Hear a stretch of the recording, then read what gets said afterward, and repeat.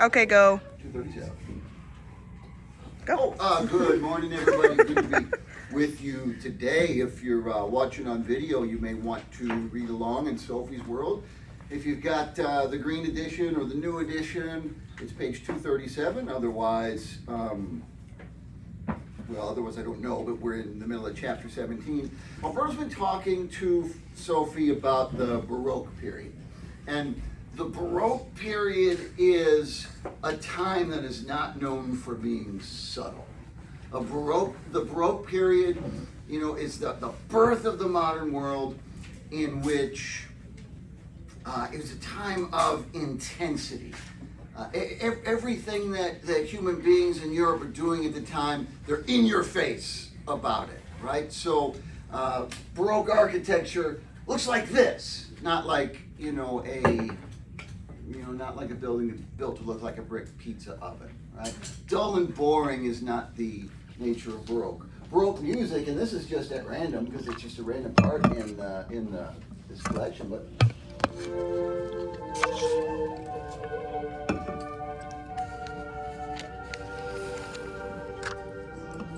and that happened to be a tame snippet. I love, it's the Baroque classical music is the only music I can listen to while I read.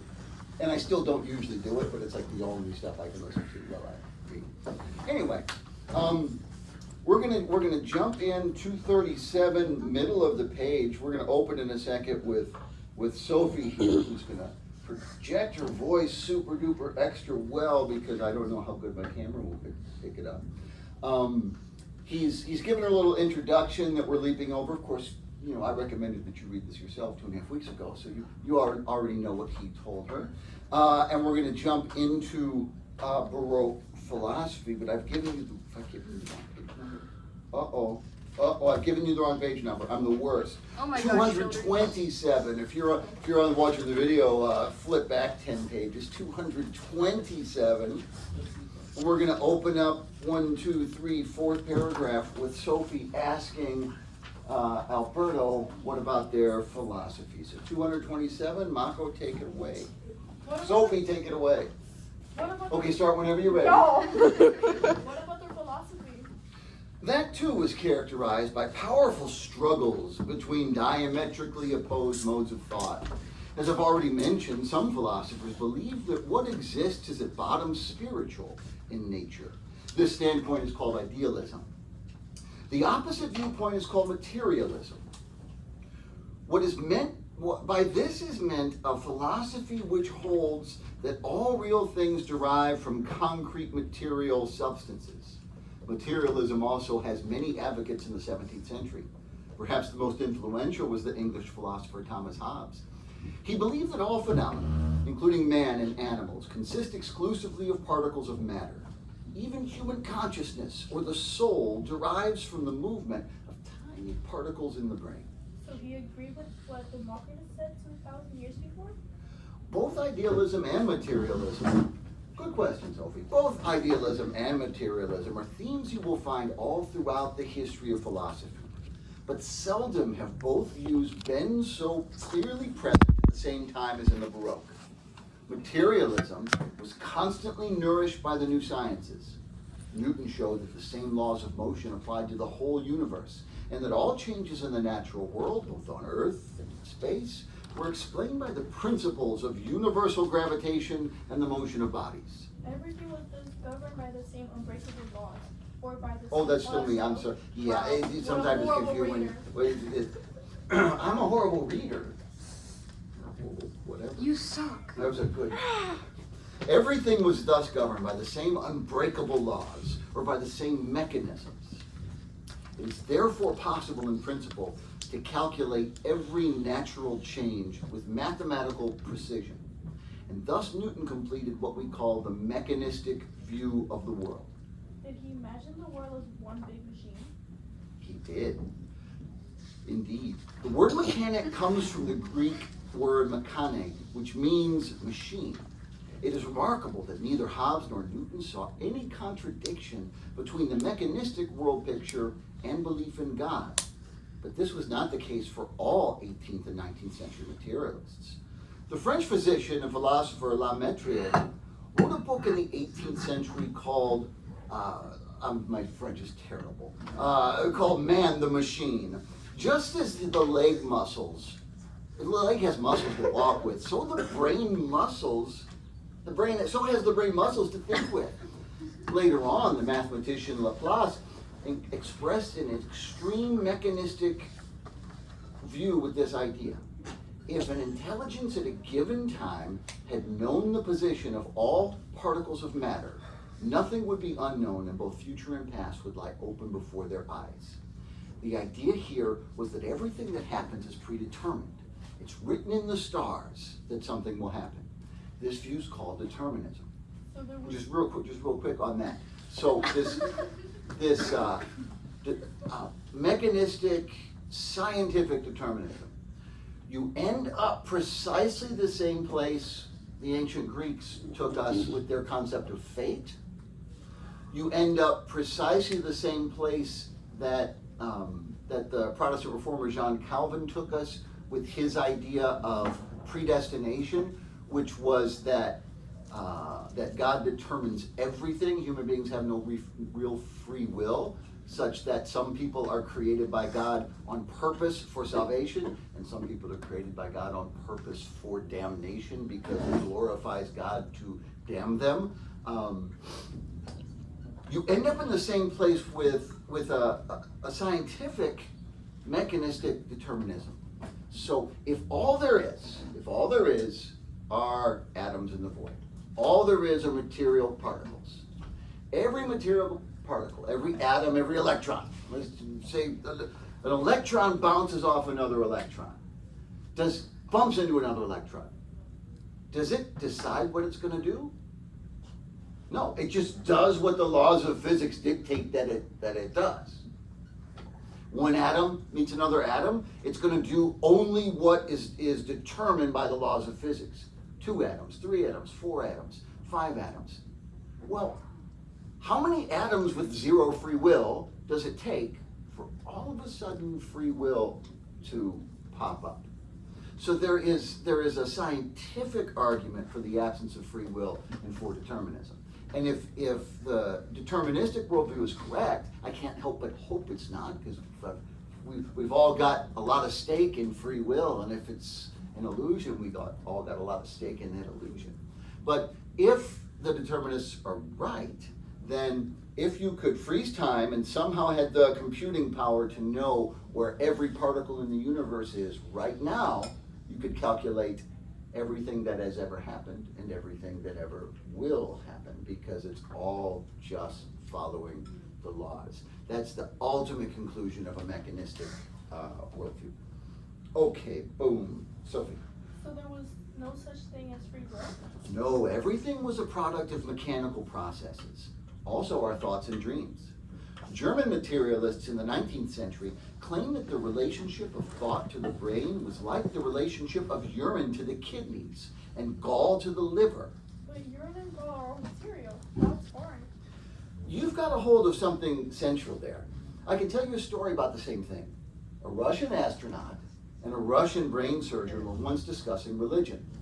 The brain surgeon was a Christian, but the astronaut was not. The astronaut said, "I've been out in space many times, but I've never seen God or angels." And the brain surgeon said, "And I've operated on many clever brains, but I've never seen a single thought." But that doesn't prove that thoughts don't exist. No, but it does it does underline the fact that thoughts are not things that can be operated on or broken down into even smaller parts. It's not easy, for example, to surgically remove a delusion. It grows too deep, as it were, for surgery. An important 17th century philosopher named Leibniz pointed out that the difference between the material and the spiritual is precisely that the material can be broken up into smaller and smaller bits, but the soul cannot even be divided in two. No, what kind of scalpel would you use for that? Alberto simply shook his head.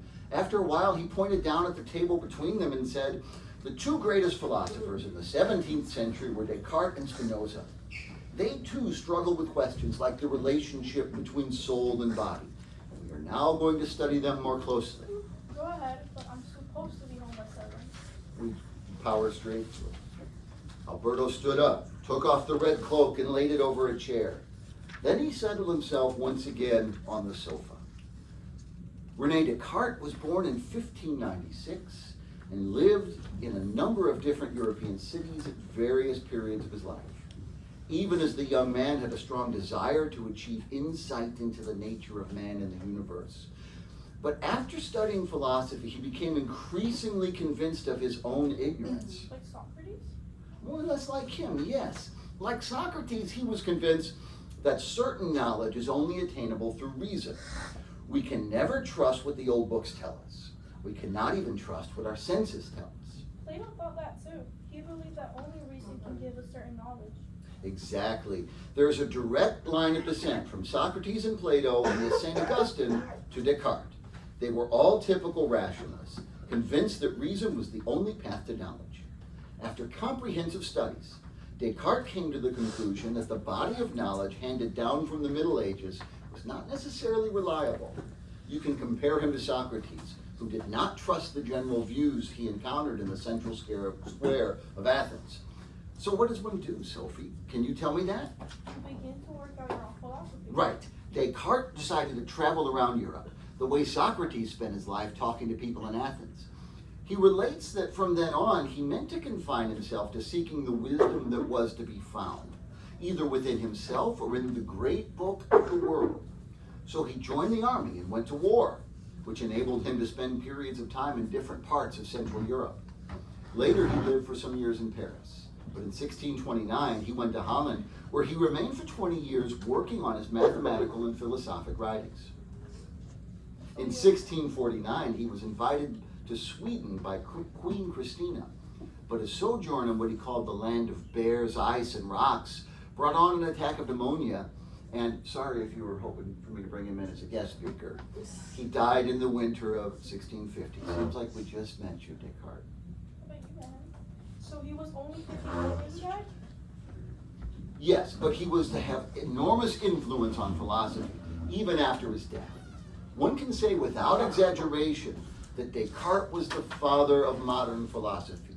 And when we're talking about the break between the Middle Ages and the modern period, you know the lines are fuzzy. But when it comes to philosophy, Descartes is normally considered the first of the modern philosophers.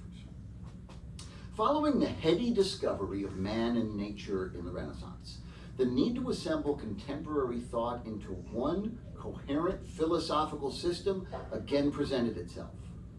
The first significant system builder was Descartes, but he was followed by Spinoza and Leibniz, Locke and Berkeley, Hume and Kant. What do you mean by a philosophical system?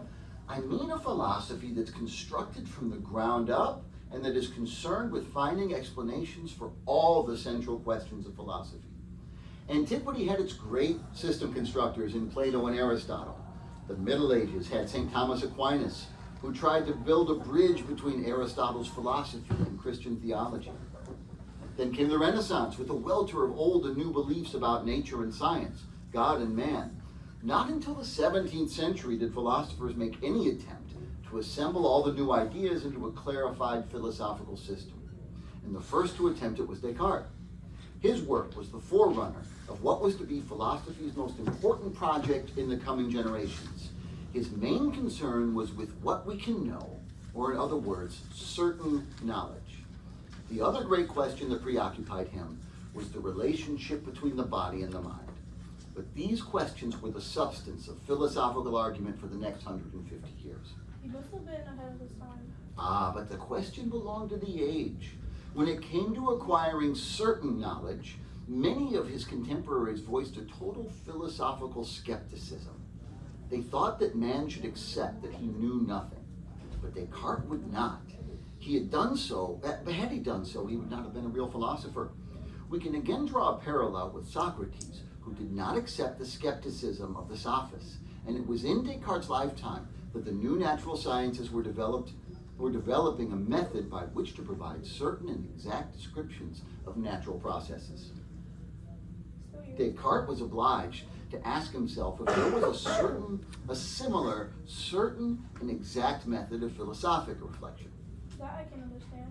But that was only part of it. So Descartes is not a scientist, but he's motivated by science, right? So this explosion of science, the scientists are to the best of their ability, they're demonstrating things that when they have enough evidence, they can say this is proved, right? It just is the case that water is H2O and then it freezes at a certain temperature, right? No more constant questioning and guessing. We don't have to ask ourselves what every generation we do anyway, because we're morons. But we don't have to keep re-asking the question what shape the Earth is. It's been demonstrated scientifically.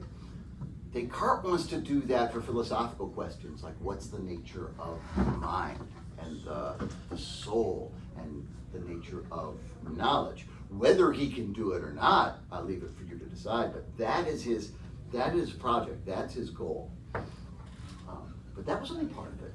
The new physics had also raised the question of the nature of matter, and thus what determines the physical processes of nature. More and more people argued in favor of a mechanistic view of nature. But the more mechanistic the physical world was seen to be, the more pressing became the question of the relationship between body and soul. Until the 17th century, the soul had commonly been considered a sort of breath of life that pervaded all living creatures.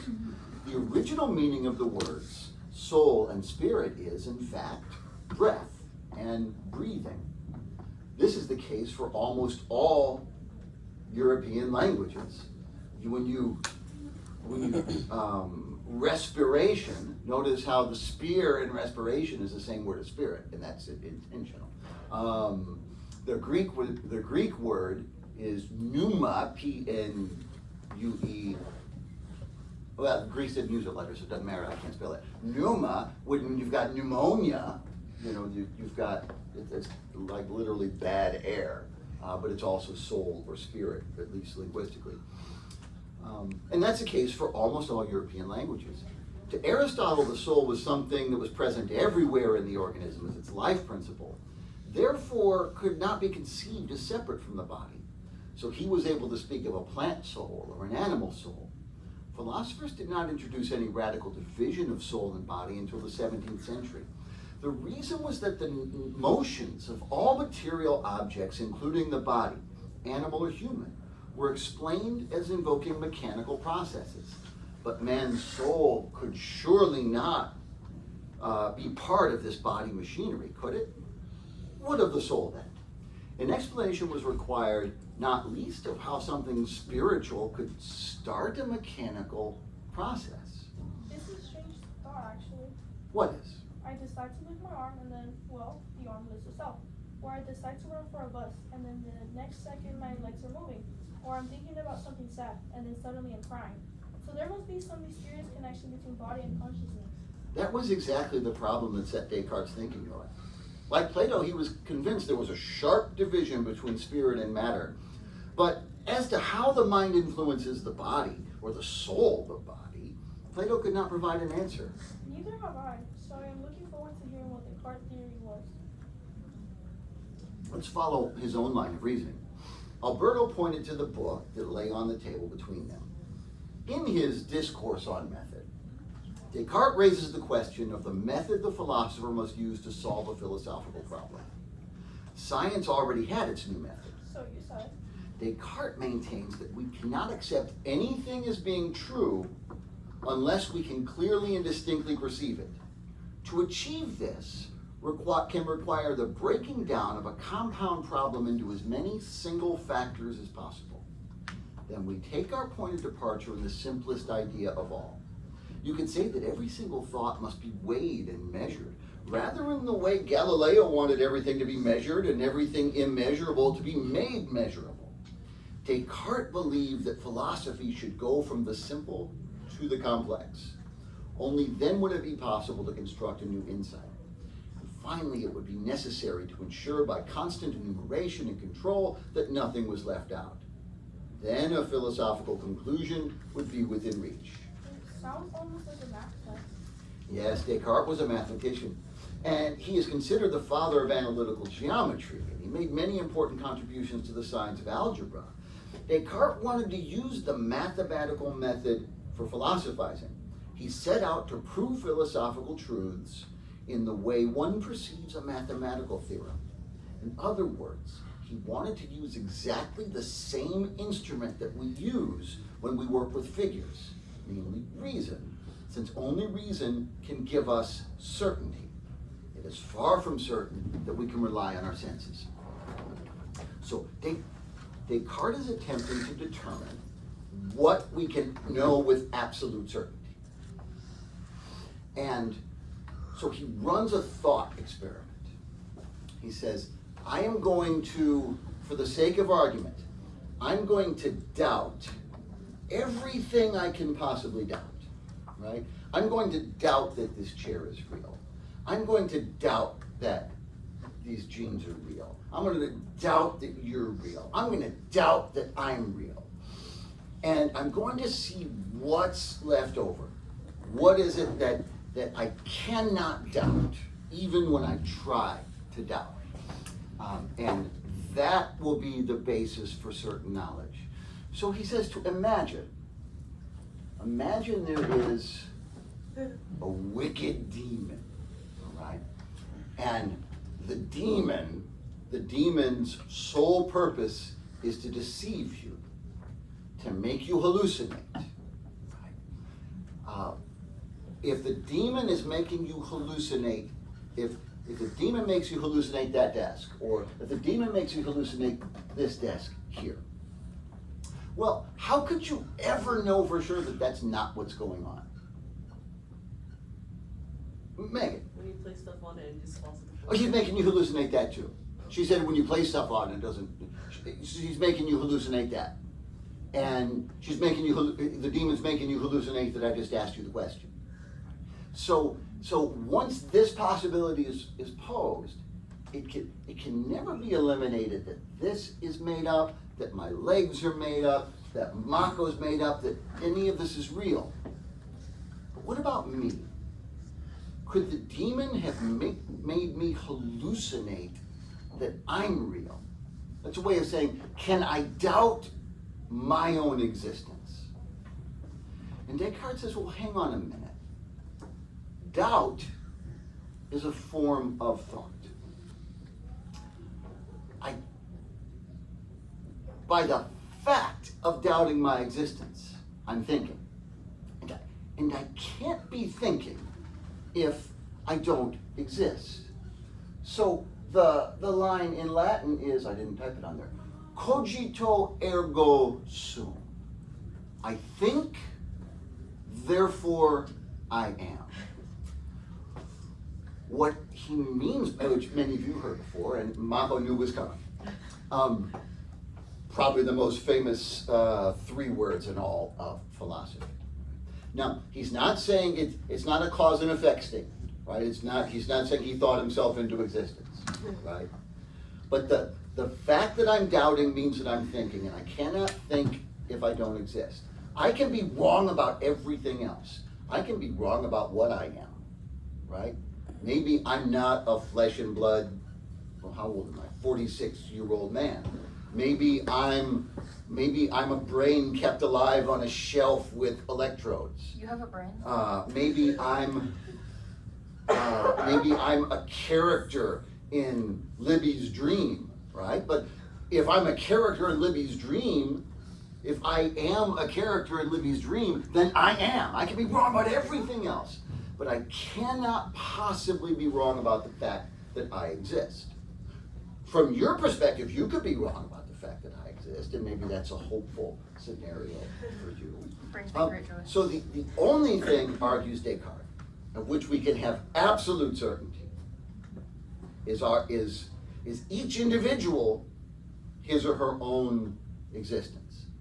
And then on that foundation, one can then, he wants to then rebuild a structure of knowledge. Nothing else, and so I'm by no means a follower of Descartes as a Cartesian. I'm by no means like a wholehearted, uncritical Cartesian. In many ways, his worldview is not mine. But on this point, I think he's 100% right. I do not think it's possible to know anything with using the words literally, absolute certainty other than one's own existence. But then on that foundation, we can build more and more sure knowledge, things that have almost absolute certainty, things that have moral certainty.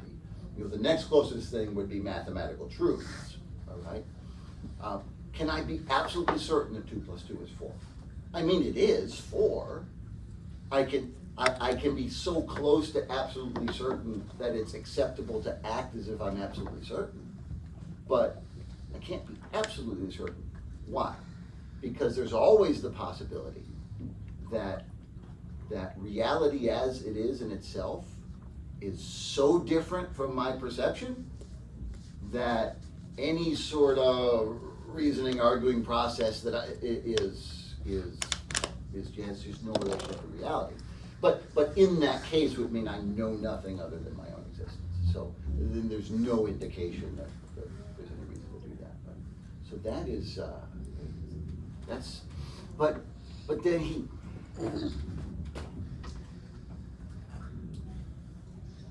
then he wants to answer, okay, because he wants to build back. He's not he's not going to argue. He's not somebody who thinks that reality is different, totally different from what we perceive. He doesn't want to direct our minds to another universe. So how does he get all the way back to this empirical, material world, mechanistic world that we experience being real? This point, he cheats. He cheats in his reasoning. And I'm not, by that, I'm not about to say that he's wrong. But what I'm about to say is that he's just cheating in his reasoning, right? He makes a leap of faith.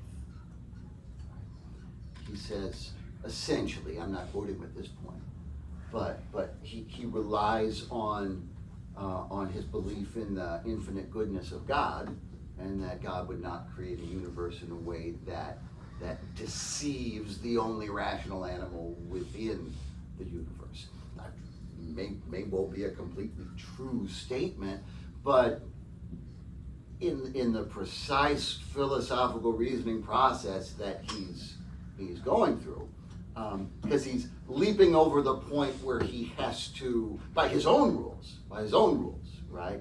By his own rules, he has to first demonstrate the existence of God, which he accepts on faith.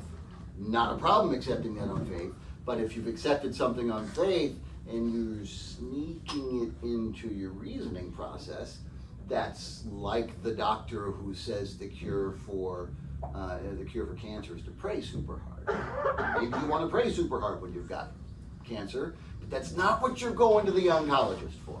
All right, so he does cheat on that one a little bit. Leap to page 237 for real this time. And we'll, about the middle of the page, basically we're just leaping over Alberto explaining what I just explained.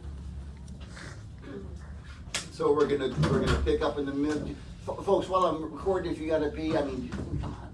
But if you do, just go. Middle of the page where Sophie says, okay, now he's found out. Page 237.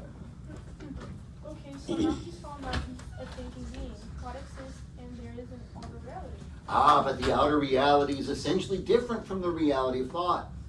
Descartes now maintains that there are two different forms of reality. So if what we're about to say is a little confusing at first, stick with it, because this is huge. This is the break with the Middle Ages. This is the introduction of modernity, and this is precisely, not that I matter, but this is where I'm like, whoa, Descartes, what have you done? What have you done? What have you done to the world? Okay. One substance. Autistic, bro. Wow. So, one substance is thought, or the mind. The other is extension, or matter. The mind is purely conscious. It takes up no room in space, and can therefore not be divided into smaller parts. Matter, however, is purely extension. It takes up room in space, and can therefore always be subdivided into smaller and smaller and smaller and smaller parts, but it has no consciousness. Descartes maintained that both substances originate from God because only God himself exists independently of anything else. But although both thought and extension come from God, the two substances have no contact with each other. Thought is quite independent of matter, and conversely, the material processes are quite independent of thought. So he divided God's creation into two. Precisely. We say that Descartes is a dualist, which means that he affects a sharp division between the reality of thought and extended reality. For example, only man has a mind. Animals belong to a completely to extended reality. Their living and moving are accomplished mechanically. Descartes considered an animal to be a kind of complicated automaton. As regards extended reality, he takes a thoroughly mechanistic view, exactly like the materialists. I doubt very much that Hermes is a machine or an automaton. Descartes couldn't have liked animals very much. And what about us? Are we automatons as well? We are and we aren't. Descartes came to the conclusion that man is a dual creature that both thinks and takes up room in space. Man has both a mind and an extended body. St. Augustine and St. Thomas Aquinas had already said something similar, namely that man had a body like the animals and a soul like the angels. According to Descartes, the human body is a perfect machine, but man also has a mind which can operate independently of the body. The bodily processes do not have the same freedom. They obey their own laws. But what we think with our reason does not happen in the body. It happens in the mind, which is completely independent of extended reality. I should add, by the way, that Descartes did not reject the possibility that animals could think. But if they have that faculty, the same dualism between thought and extension must always apply to them. Hold for a second. So, in the interest of time, I'm gonna lay this out for you. Okay. So,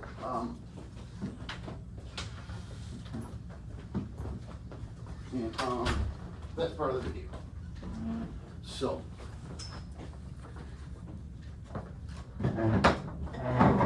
Plato's vision of the physical and the spiritual, or of matter and form, or soul. For Plato, the physical is just a shadow, not real. What's real is the ideal, the spiritual. The forms are real. Aristotle, so as much as, and the way Alberto described Aquinas a minute ago, he's a little off. So Plato hugely influenced Christianity, as we've seen, but there was always some tension here, because Christianity is essentially the blending of ancient Jewish ideas with Plato's ideas. But in ancient Jewish thought, the physical world is created by God, and God calls it good. Judaism is a very body-centered faith tradition. So there was always this tension within Christianity. When Christians finally integrated Aristotle through Thomas Aquinas, it solved the tension. For Aristotle, we are a unity of body and soul, of matter and form. Right? The two cannot be removed, cannot be separated from one another. If you separate the physical and the spiritual, if you separate matter and form, you no longer have a being, because the ingredients of being are matter and form. Descartes comes along, all right, at the end of this medieval period, in which the fundamental idea is that there is one unified, integrated, holistic universe. That's why we call it a universe, that everything's related, that everything's connected, that everything has its place.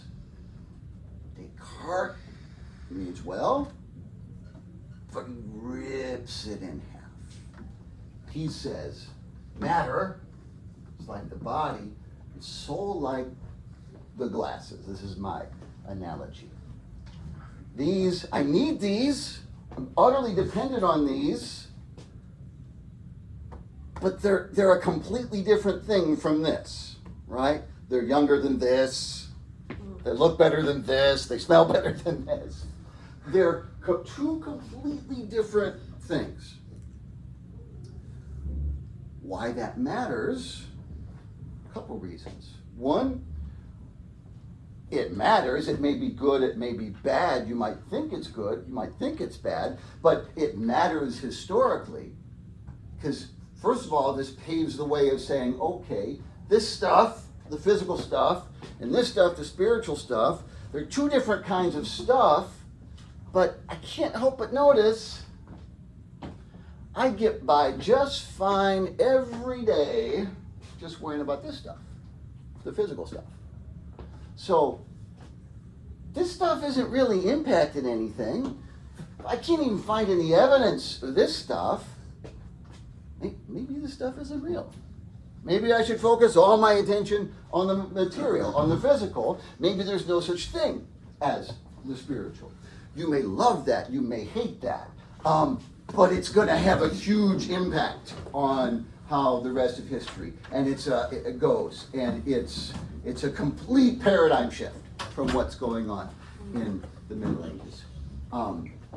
The second thing that matters, that I am going to take a public stand on, is bad. Once we start disintegrating reality, that paves the way.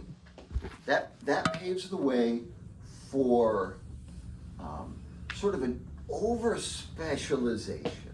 Whereas if I'm focused on music, that's what I focus on, and I don't give any thought to math, and I don't give any thought to engineering, which is a minor example, but it also leads to a sense of disconnection. Right? One of the double-edged sword, but one of the real positives of the Renaissance was an increased appreciation of the place and the dignity of the individual. Right? But that's all happening in a world where this individual and this individual and this individual are still seeing it as ultimately united and integrated in a same community, right? Common unity, one reality. Now that Descartes like the king of, he's not political, but the king of this birth of modern intellectual life, and he's in the business of disintegration. He's in the business of disconnection. He's in the business of separation. So it's not long before this individual and that individual and that individual begin to lose their senses, their sense of being common parts of one thing.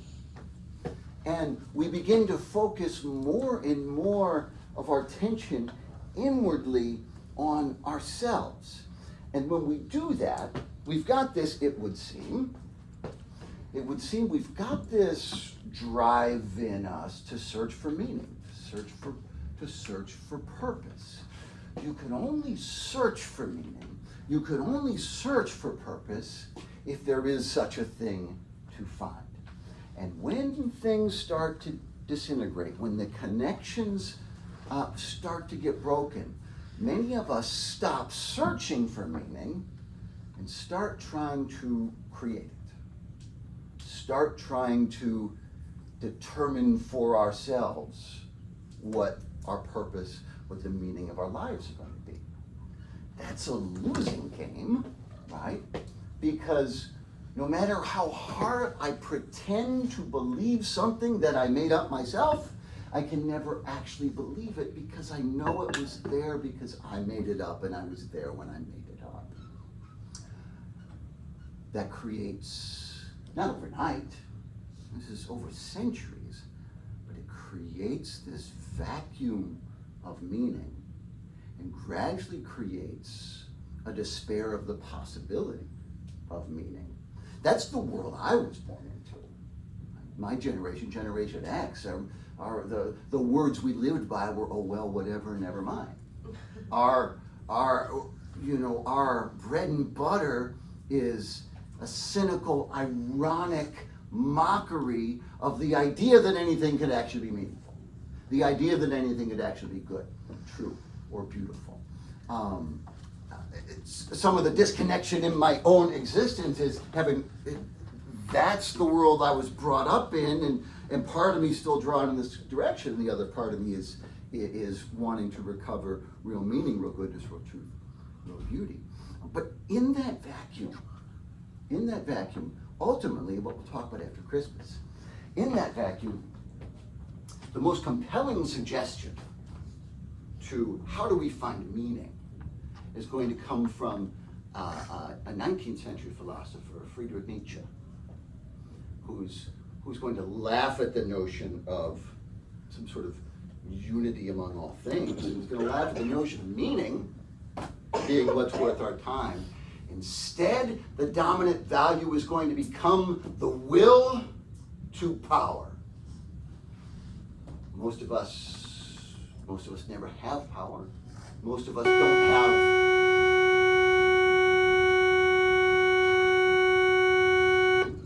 don't have what it takes to do what it takes to get power, but those of us who do, we're not mere Menschen, we're not mere men, we are Ubermenschen, we are supermen, and let those who stand in our way, well, we'll build camps for that. That's all I need from you for today. The rest of the time.